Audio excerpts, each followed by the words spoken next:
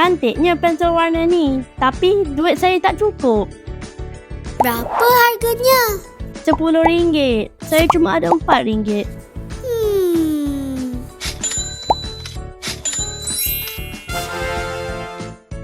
Saya boleh pinjam ke RM6 lagi, tapi awak kena janji bayar balik.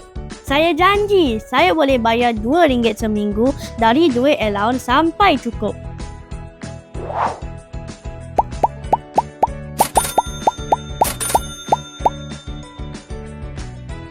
Ni RM2 terakhir. Hutang saya dah selesai.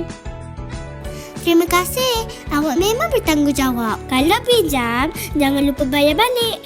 Rasa lega bila hutang selesai.